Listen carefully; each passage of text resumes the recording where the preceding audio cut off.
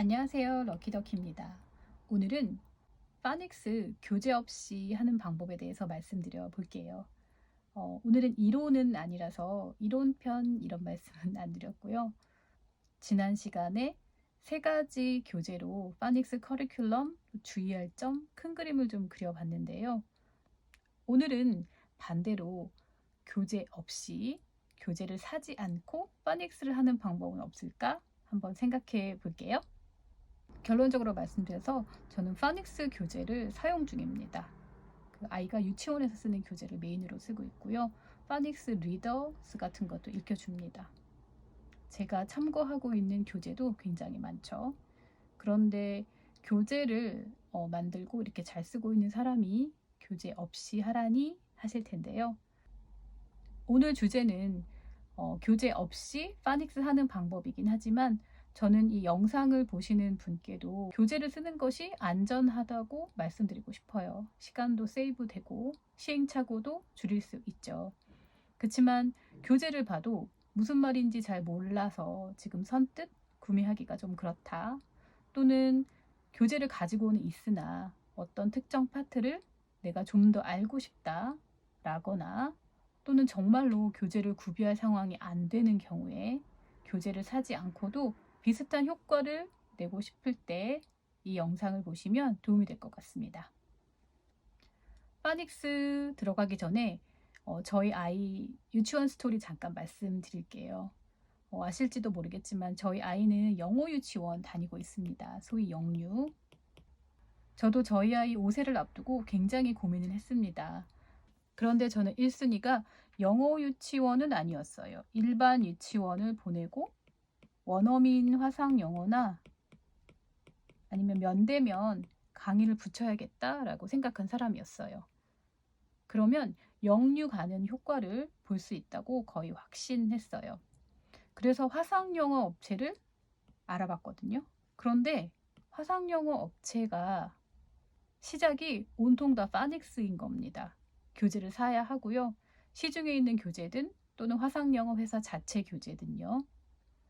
제가 정말 이 업계에 있는 동안 파닉스 프로그램만 몇 개를 만들고 몇 개를 감수했는지 정말 셀 수도 없어요. 그런데 그 이유가 나오는 것이죠.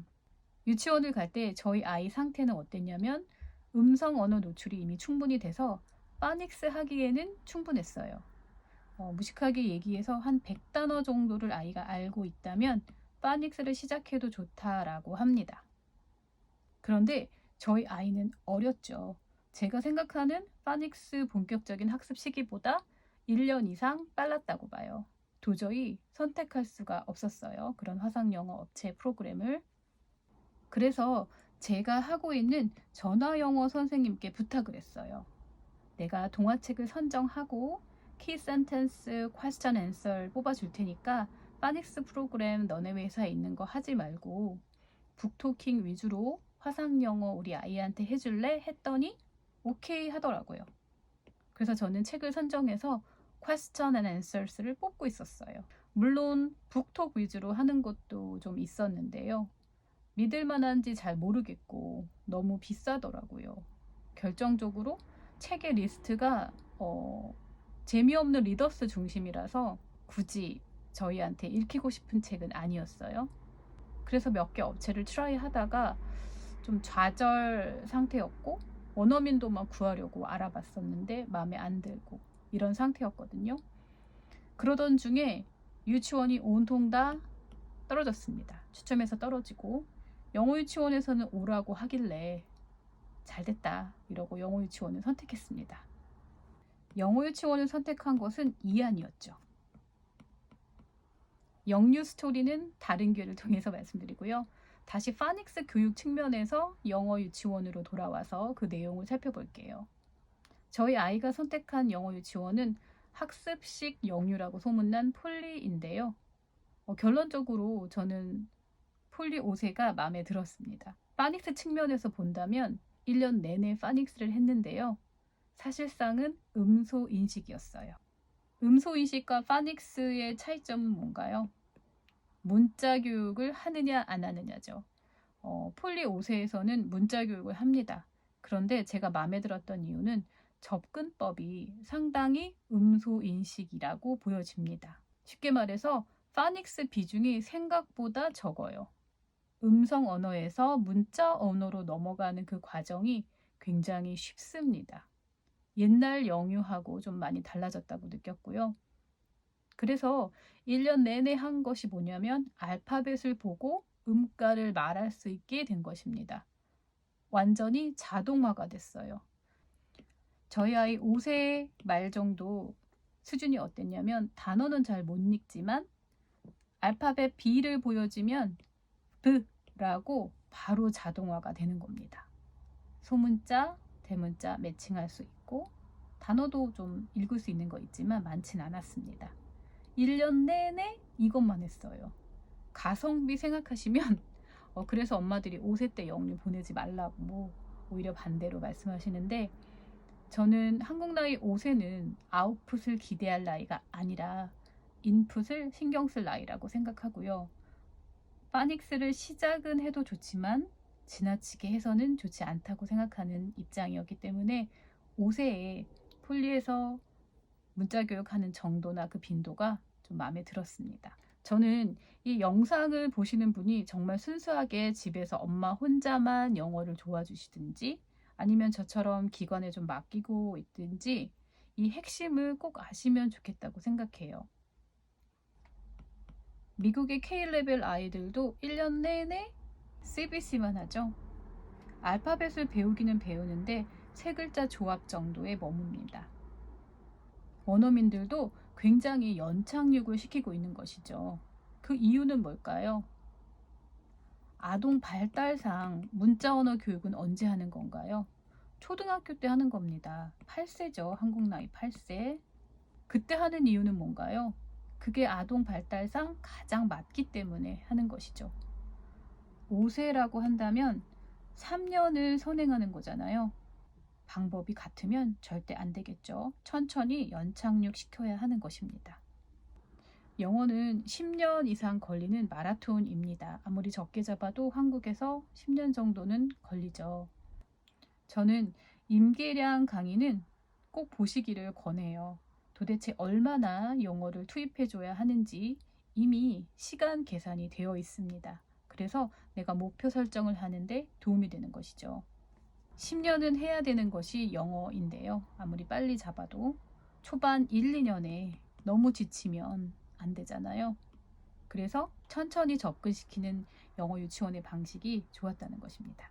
오늘은 좀 서설이 제가 길어집니다. 왜냐하면 초등 2학년, 3학년 또는 고학년처럼 왠지 좀 급해지는 나이다. 영어에 관해서. 그러면 초반에 영상 많이 보여주세요. 책 많이 읽어주세요. 이렇게 하면 좀 조급해 하시긴 하는데 그럼에도 불구하고 그게 방법이고 특히나 저희 채널에 오시는 5세, 6세, 7세 이런 영유아 또래 아이들 또는 초등 저학년, 1, 2학년 아이들 정도라면 파닉스를 우리가 염두하고 진행해야 되긴 하지만 영상을 보거나 책을 읽는 것이 더 먼저다. 이 말씀은 꼭 드리고 시작하고 싶습니다. 아까 제가 100단어 정도를 알 때 파닉스를 시작할 수 있다라고 했는데요. 이것이 좀 무식한 이야기이긴 하지만 어느 정도 주변의 임상을 보면 통하는 방법입니다. 100단어라는 것은 무엇인가요? 알파벳 26개가 있습니다. 한 4개에서 5개 정도를 알 때 100단어 정도 나오는 것이죠. 음성 언어로 최소한 이 정도는 알아야, 그렇죠? A라는 글자를 보면 A로 시작하는 단어를 4, 5개 정도는 말할 수 있을 때, 그럴 때 파닉스를 시작한다는 것입니다. 정말 최소한의 숫자인데요. 어떤 학원을 등록한다, 전혀 모른다, 그럴 때 파닉스 교재부터 나가는 것이 아니라 최소한 2달 정도 음성 언어에 노출시켜서 100개라도 채우고 난 다음에 파닉스를 하는 것이 안전하다는 것입니다. 자, 그럼 본격적으로 교재 없이 하려면 어떻게 해야 될까요? 준비물이 있습니다. 바로 구글입니다.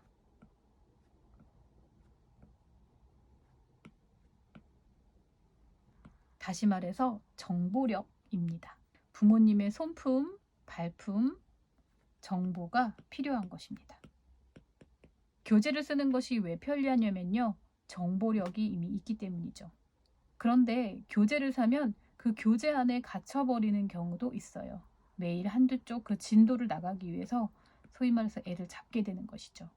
그럴 바에는 유치원 정도 또는 초등 저학년 정도라면 교재 없이 책 읽기나 음성 언어, 애니메이션 듣기 같은 거를 메인으로 하면서 내가 구글링을 통해서 필요한 자료를 그때그때 활용하는 것도 좋은 방법이 될 수 있다고 봅니다. 네, 참고로 저는 교재를 쓰고 있습니다. 이 교재를 쓰고 싶어서 쓴 것이 아니라요. 기관에서 썼기 때문에 썼던 것이죠. 물론 제가 이 교재를 좋아하고 기관에서 썼으면 좋겠다고 했는데 쓰고 있어서 더 좋았던 것도 사실입니다. 자, 그럼 구글로 어디를 가야 될까요? 첫 번째는 제 유튜브입니다. 셀프 홍보네요. 제가 도와드릴 수 있는 부분은 두 가지입니다. 전체 그림을 그리실 수 있도록 도와드릴 수 있고요. 그 내용이 제 입으로 말씀드리긴 그렇지만 좀 믿을만 할 겁니다. 업계에서 이미 오래 일했고요. 검증된 컨텐츠를 유튜브로 옮기고 있을 뿐인 것이죠. 그래서 여러분이 사서 보는 교재에서 들을 수 있는 어떤 내용이나 제가 하는 말이나 비슷할 것이라고 생각합니다. 이것은 제가 저희 아이를 위해서 짰던 로드맵이었는데요. 태교 영어부터 시작해서 만 3세 정도까지 어떤 책들을 읽힐 것인가 였고요. 지금은 사실 만 3세 이후에 4세, 5세 정도 지나고 있습니다. 파닉스 하기에 굉장히 좋은 나이죠. 제 채널에서 제가 제 아이를 통한 임상 결과를 보여드리기도 하지만 그건 그냥 양념이나 놀이 같은 것이고요. 저희 아이를 이렇게 키웠더니 영어가 이 정도 됐어요 라기보다는 학자들이 이렇게 키우라고 한다. 그래서 내가 다른 집 아이들을 통해서 이미 검증했고 우리 아이를 통해서도 검증해봤는데 이렇다. 이 내용을 말씀드리는 것이 제 채널이에요. 저는 누구의 말을 듣기보다는 이론에 기반해서 무엇을 탐구하고 결정하는 것을 좋아합니다. 그래서 어떤 엄마의 영어 성공기 이런 게 아니라 학자들이 말하는 최적화된 방법 그것을 소개시켜 드리고 싶어요. 그래서 저와 함께 하실 일은 큰 그림을 그리시는 겁니다. 음성 언어를 당연히 우선시해야 되는 것이고요. 그런 다음에 만 3세 정도를 기점으로 문자 언어로 자연스럽게 중심축을 옮기는 수순으로 가는 겁니다. 좀 더 구체적으로 말씀드린다면요. 만 3.7세 아이들이 기관을 시작합니다. 영어 유치원이든 일반 유치원이든 다니게 되는 것이죠. 3세 후반 정도면 누구나 다 영어를 배운다는 통계조사 결과가 있습니다. 국책 연구 결과이기 때문에 믿을만 합니다. 이때 내가 큰 그림을 그려야 되는 가장 심플한 원칙 하나는 영어 파닉스는 통합해 봤더니 44개 사운드를 아는 것이라고 한다. 글자와 소리를 매칭시키는 것이라고 한다. 4권이든 5권이든 그것이 중요한 게 아니라는 것은 지난 영상에서 보셨을 거예요. 그렇지만 4개나 5개의 단계로 나누어서 학습하는 것이 효과적이라는 것을 이미 저명한 교재들이 입증을 해 주었습니다. 그리고 제 채널에서 또 하나 여러분이 취하실 것은 바로 용어입니다. 구글을 잘 이용하시려면 키워드를 아셔야 해요. 교육적 용어를 알면 구글링이 매우 쉬워집니다. 직접 아이를 지도하거나 내가 가르쳐야겠다라는 분이거나 또는 다른 아이를 가르치겠다, 영어 독서 지도사를 해야겠다 라고 하신다면 용어를 아시는 것이 굉장히 도움이 될 거예요. 용어를 알면 그냥 인터넷 세상에 들어가서 정보를 주워오면 됩니다. 구글은 그렇게까지 잘 되어 있어요. 저희 채널 분은 44개 사운드라는 용어를 알고 계시죠? 알파벳으로 구글링을 해보시고요. 44 Sounds of English라고 구글링을 해보세요. 내가 취할 수 있는 정보가 양과 수준이 매우 다름을 느끼실 거예요. 비교도 안 되게 좋은 자료가 많이 검색될 겁니다. 그게 바로 힘입니다. 내 시간을 줄여주는 것은 나의 정보력이라는 것이죠. 나의 지식. 특히나 다른 집 아이를 가르치시려는 영어 독서 지도사가 되시려면 이 용어를 잘 알고 있으면 엄청나게 시간 세이브가 됩니다. 제 채널에서 큰 그림을 그리시고요. 그리고 용어를 취하세요. 그리고 인터넷 세상으로, 진짜 인터넷 세상으로 나가시면 됩니다. 음성 언어를 어느 정도 채우고 계시다면 리딩, 라이팅의 세상으로 이제 가볼까요? 쉬운 것부터 시작해 보겠습니다. 일단 이 사이트를 추천드립니다. 인터넷 창에 키즈클럽이라고 치시면 됩니다. 이 사이트 하나를 알면 파닉스 교재는 거의 안 사셔도 됩니다. 머릿속에 최소한의 파닉스 지식이 있으시고 이 사이트를 구석구석 안다면 활용할 워크시트와 만들 수 있는 교구가 굉장히 많습니다. 제가 이 사이트를 20년째 지켜봤습니다. 정말 운영자님을 존경하는데요. 여기 자료 수준이 좋아서 곧 유료화되는 거 아니야? 하고 자료도 막 다운로드 해놓고 제가 그런 적도 있었는데요. 20년을 한결 같더라고요. 지금도 업데이팅이 되고 있고요. 광고가 있긴 한데 성가실 정도는 아니고 사실 이 정도면 유료화해도 되는데 하지 않고 있습니다. 감사하게도. 특히나 저는 이 사이트가 좋은 이유는 내가 원할 때 아무런 가입 절차 없이 마음대로 갈 수 있다는 것입니다. 진정한 쉐어링이죠. 특정 시간에 인스타그램 라이브를 보라고 요구하지도 않고요. 막 공동구매를 해서 물건을 막 사게끔 만들지도 않습니다. 내가 원하는 시간에 내가 원하는 정보를 가서 그냥 담아 오시면 되는 거예요. 저는 본방사수도 좀 싫어하는 사람이에요. 내가 꼭 그 시간에 그거 해야 돼? 그거보다는 내가 원하는 시간에 하고 싶기 때문에 뭐 유튜브나 넷플릭스처럼 그런 매체를 더 좋아하는데요. 여기가 바로 그렇습니다. 소비자가 원할 때 가서 볼 수 있고 자료의 퀄리티가 좋습니다. 물론 저도 공동구매 같은 거 참여도 하고 득템했다고 좋아하기도 하지만 요즘 너무 상업화되고 과열돼서 좀 우려스럽기도 합니다. 진짜 정보를 주려는 건지 판매를 목적으로 하려는 건지 잘 판단해야 하는 어지러운 시대죠. 저는 업계에 있다 보니 회사에서는 오히려 판매다, 이건 광고다 라고 밝히고 하거든요. 그런데 그런 라이브 방송이나 공동구매 같은 경우에는 정보를 주려는 건지 판매하는 건지 좀 의심스러울 때가 좀 많습니다. 잘 판단해야겠죠. 이 사이트는 저처럼 교재를 만들거나 학원 선생님들한테는 꽤 유명한 사이트입니다. 관심이 많은 엄마들 사이에서는 이미 널리 알려진 사이트이기도 합니다. 파닉스 측면에서는 파닉스 카테고리 들어가시면 되는데요. 이렇게 자료가 많습니다.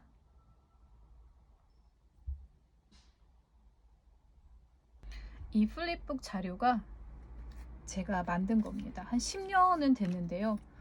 이건 제가 도서관에서 봉사활동할 때 쓰려고 만든 자료였는데요. 스토리텔링하고 관련된 글자 같은 거 짚어줄 때 활용하기에 좋았습니다. 이렇게 만드는 방법도 잘 나와 있고 출력을 하면 저는 블랙 앤 화이트로 출력해서 이렇게 됐는데 물론 이렇게 컬러로 출력하기도 했죠. 컬러로 출력해서 이렇게 꽂아서 쓰기도 하고 달력을 잘라서 만든 겁니다. 시중에 아마 이런 교재 보신 적 있을 거예요. 비용 면에서도 그렇지만 이런 정도는 엄마랑 한번 만들어 보면 재밌겠죠. 특히 이런 자료 같은 것은 국내에 잘 없는데요. 이런 것도 이렇게 있어요. 나중에 제가 활용하는 방법이나 이런 것들은 차차 소개시켜 드릴게요. 이거를 한꺼번에 설명드리기에는 좀 어려울 것 같아요. 내용이 되게 방대하기 때문에. 뭐 알파벳 코너에 가도 이렇게 자료가 좋습니다. 책 만들기도 있네요. 이렇게 제 채널에서도 책 만들기가 있지만 사이즈나 좀 방법이 다르죠. 약간 다른데 이건 제 채널에서 제가 아이랑 만들고 올려드리고 있는 파일인데요. 단어 선정도 약간은 차이가 있어요. 저는 사운드에 더 집중해서 만들었고 예를 들어 이 사이트 같은 경우에는 에어플레인 하면은 애플 할 때 애 사운드와는 조금 다른 차이는 있어요. 그렇지만 알파벳 A로 시작하는 단어를 이렇게 잘 근사하게 보여주고 있죠. 사실 출판 퀄리티죠. 그림 수준이나 이런 거 볼 때. 파닉스뿐만 아니라 스토리도 들어가면은 이렇게 자료가 많은데요.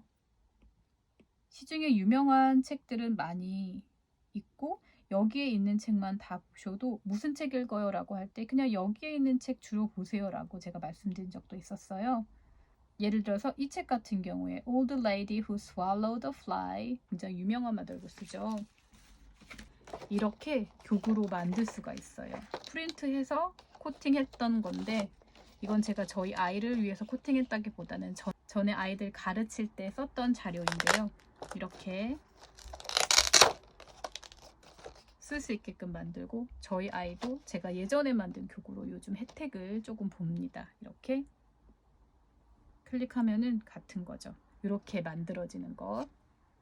뭐 이런 험티덤티 같은 것도 이렇게 제가 코팅해서 다 예전에 만들어 놓은 거죠. 저희 아이 태어나고는 힘들어서 못했는데 이렇게 해서 어쨌든 교실에서 바로 쓸 수 있을 만큼의 퀄리티가 나오기 때문에 오히려 선생님들이 좋아하는 사이트죠.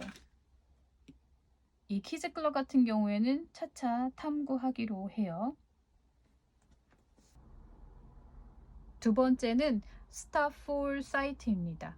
여기도 오랫동안 양질의 자료를 무료로 제공하고 있는데요. 얼마 전부터는 일부 유료가 됐습니다. 특히 패드나 휴대폰에서 쓰시려면 유료 컨텐츠를 이용하셔야 되죠.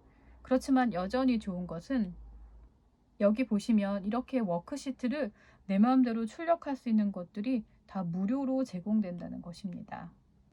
어마어마하죠. 네, 이런 것들 다 무료입니다. 여기도 출판 퀄리티죠.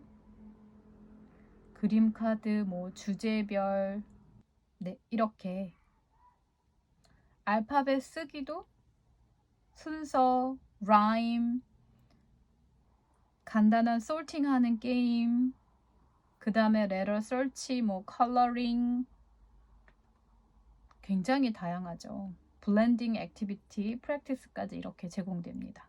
교재를 살 필요가 없네요. 저 같은 사람은 어떻게 살아야 되나요? 아이들이 좋아하는 간단한 애니메이션으로 이렇게 제공이 됩니다. A를 한번 클릭해 볼게요.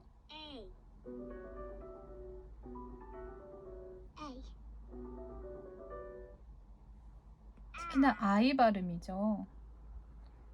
간단한 활동도 할 수 있도록 되어 있어서 뭐 기본적인 파닉스 과정은 교재를 정말 사야 할까 이런 생각이 드네요.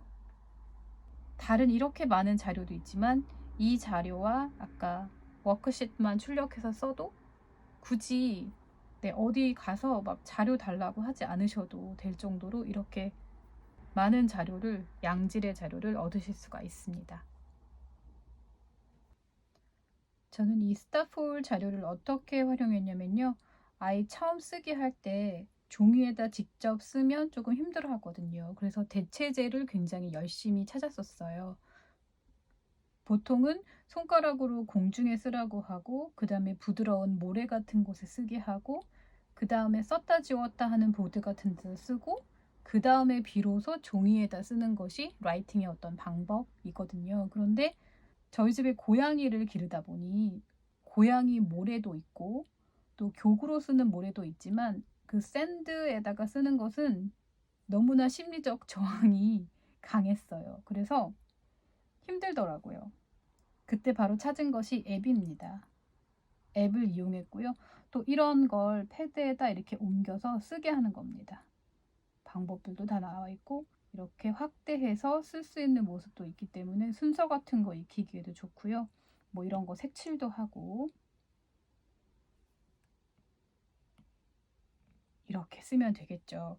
아이가 종이에다 쓰는 것은 손 힘이 부족하기 때문에 힘든데 이런 패드에다 쓰는 것은 굉장한 어떤 놀이인 양 굉장히 좋아합니다. 그래서 쓰는 방법 같은 건 이렇게 익힐 수 있고 어떤 특정 글자의 사운드가 조금 약하다. 그러면 마치 유치원에서 숙제 내주시는 것처럼 이렇게 필요한 워크시트를 출력해서 아이한테 쓰게 해도 좋겠죠.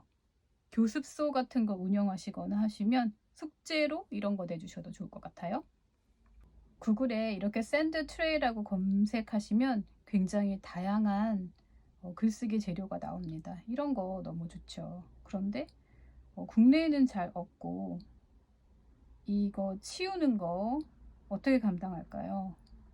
정말 세이프하지 않죠. 그래서 포기하고 앱으로 사용했죠. 물론 모래놀이 교구는 있지만 쓰기를 연습하기에는 막상 이런 것들이 선뜻 구비할 수가 없더라고요. 심리적 저항 때문에. 쓰기 얘기가 나와서인데요. 제가 이런 샌드 트레이의 대안으로 찾은 것이 바로 앱입니다. 네, 제가 소리는 최대한 줄였는데요. ABC 키즈라는 사이트고요. 이렇게 다양한 활동을 하실 수 있습니다. ABC 대문자, 소문자, 그림과 매칭, 글자 매칭하는 거라던가 게임 같은 것도 있어요. 제가 가장 많이 썼던 건 쓰기인데요. 이렇게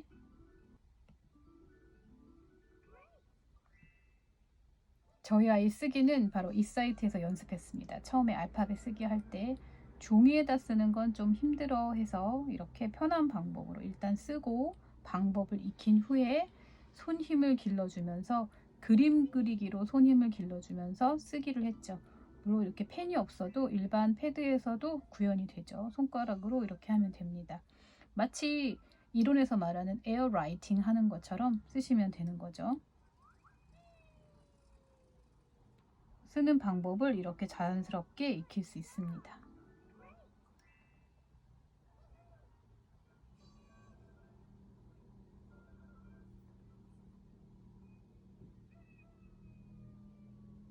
중간에 이렇게 스티커라던가 보상도 나오기 때문에 아이가 즐겁게 할 수 있죠. 저희 아이가 모은 스티커이네요. 여기 ABC 퀴즈도 무료고요. 아주 간단한 인증만 하면 바로 쓸 수 있어요. 읽어보시면 내 아이를 위해서 만들었다. 그런 느낌이 와요. 물론 여기도 영어 교육자 입장에서 보면 약간의 허점은 보입니다. 그런데 90% 이상 퀄리티가 좋기 때문에 그 아쉬운 것은 정말 옥의 티라고 생각하시고 마음껏 써도 될 것 같습니다. 마지막으로 말씀드리고 싶은 것은 사운드 오브 스피치인데요. 사운드 오브 스피치라고 구글링 하시면 바로 연결이 됩니다. 아이오와 대학에서 만든 사이트이고요. 그쪽의 자료가 굉장히 좋더라고요. 패드에서 쓸 때는 약간의 제약이 있습니다만 PC에서 쓸 때는 괜찮습니다. 보시면 발음 기관을 자세하게 보여줍니다. 아, 이 사운드는 스탑 사운드구나. 그리고 유성이구나, 무성이구나. 이렇게 애니메이션을 통해서 혀를 어떻게 움직여야 되는지 혀와 입의 모양을 살펴주고요. 또 실제 영상이 이렇게 제공되기도 합니다. 단어도 첫소리, 중간소리, 끝소리로 나뉘어서 이렇게 잘 제공해주고 있죠. 물론 이 화면 자체가 아이들한테 프렌들리한 느낌은 아니라서 아이들이 막 좋아하진 않는데 부모님들이 참고하시기에는 굉장히 좋습니다. 일반 엄마나 음성학을 전공하는 학생들에게도 유용한 사이트가 될 것이라고 생각합니다. 우리 한국인들이 왜 자주 틀리는 그런 발음 있잖아요. 그것만 집중해서 연습해 볼 때 되게 좋고, 우리 어른들은 들어서 따라한다기보다는 지식으로 알고 연습하면 더 효과적인 경우가 많잖아요. 그래서 내가 지식으로 그리고 실제 따라하기까지 되기 때문에 하나 알아두시면 좀 든든하지 않을까. 저는 이 프로그램을 앱으로 이렇게 구비했는데요. 원어민들하고 녹음할 때 굉장히 도움이 됩니다. 그들이 발음이 좀 틀리면 제 발음으로 예시를 들어줄 순 없잖아요. 그런데 이렇게 믿을 만한 사이트의 프로그램으로 너 발음 좀 이상한 것 같아. 이렇게 다시 발음해줘 라고 하면은 그들도 수긍을 하죠. 그래서 유료로 한 몇천 원 정도 했는데 제가 오래전에 구비해서 가지고 있는 앱 중에 하나입니다. 파닉스를 해야 할까요? 하지 말아야 될까요? 1990년에 이미 결론이 났는데도 여전히 사람들은 논쟁을 하는 것 같습니다. 해야 되나 말아야 되나. 결론은 하라는 겁니다. 그래서 리딩 워가 종식됐습니다. 제 이론 강의 앞에 기억나시나요? 네, 아담스가 이미 정리를 해줬어요. 그리고 미국 학계는 그거를 정설로 받아들여서 미국 교과서를 만들어낸 지 30년입니다. 1990년부터 변화가 시작됐으니까요. 그런데 문제는 어떻게 하느냐죠. 그것도 답이 나와 있습니다. 전체로 시작해서 부분으로 갔다가 다시 전체로 나와 라는 것입니다. 책 읽기를 열심히 하고 파닉스나 보캐블러리도 좀 공부하고 다시 아이가 책을 좋아하는지 아닌지 감상도 나눠보고 이렇게 전체에서 부분으로 whole to part, part to whole 방식으로 티칭을 하면 좋다라고 하고 미국 교과 과정은 그것에 맞춰서 계획이 짜여져 있습니다. 균형 이론에서 권장하는 것은 리딩과 라이팅을 같이 하라는 것인데요. 그러자면 파닉스가 어느 정도 해결은 돼야 합니다. 한쪽에 치우칠 수만은 없는 것이죠. 사실 미국 공교육에서는 이미 정리가 끝났습니다. 파닉스는 해야 되는 것이죠. 그리고 어떨 때 해야 되는지 명시가 되어 있습니다. 우리가 커먼 코어이나 또는 미국 교과서 쉽게 생각해서 이미 정답이 나와 있죠. K-레벨에서는 알파벳 음가 중심으로 CBC 정도까지를 마스터하고 1학년 과정에서는 파닉스 전반에 관해서 배우고 그 다음에 2학년에서는 복습을 한다. 그리고 보캐블러리 과정을 1학년 후반부터 시작하도록 되어 있습니다. 그래야 가장 로스 없이 갈 수 있다는 것이죠. 이 리딩어를 단순하게 말하면 파닉스를 해야 돼 라는 쪽과 아니야 책만 읽어야 돼 라는 쪽이 첨예하게 다툰 것입니다. 책을 많이 읽으면 됩니다. 책을 많이 읽으면 파닉스를 할 필요가 없어요. 그런데 책을 조금 적게 읽는다 라고 하면 파닉스를 하는 게 유리합니다. 이건 이미 이론가들이 정립을 한 것이죠. 내가 어떤 방법을 취할 것인가, 조금 더 파닉스를 비중에 둘 것인가, 아니면 책 읽기를 중심에 둘 것인가, 결론은 같이 해야 된다라는 것이고요. 그 비중은 물론 나의 교육관에 따라서 조금 달라질 수는 있는 것입니다. 그리고 그것이 아이가 처한 환경이나 나이나 그 다음에 리딩의 양과 매우 상관관계가 높다는 것이죠.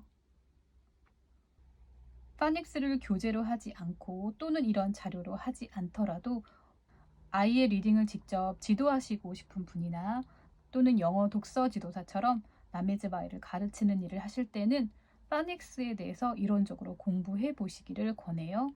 그러면 조금 더 쉬운 방법들을 찾을 수 있거든요. 내가 알고 있는 지식을 아이한테 적용할지 안 할지는 그 다음의 문제인 것 같습니다. 오늘 전해드린 내용은 이론이라기보다는 제가 20년 동안 이 일을 하면서 고르고 골라서 그래도 이 정도는 알고 계시면 좋겠다.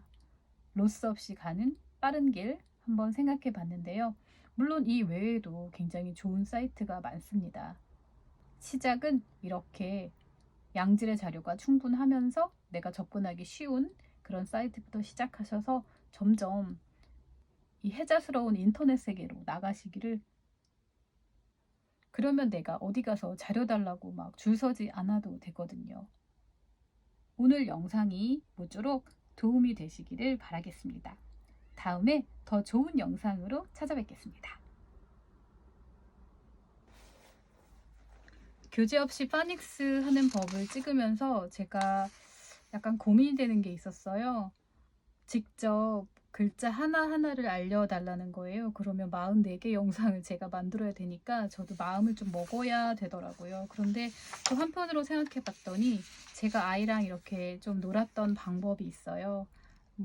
저는 이미 아이가 기관에서 쓰는 파닉스 교재를 만족하고 별로 터치하지 않는 편인데 그래도 아이가 좀 혼동할 때는 제가 이렇게 도와주기도 해요. 그래서 그걸 좀 예쁘게 사실 실체는 이래요. 제가 그냥 슥슥슥 그려서 워크시트 비슷하게 만들고 그림도 그려주고 해서 아이랑 이건 이제 사이트월드 공부했던 거네요.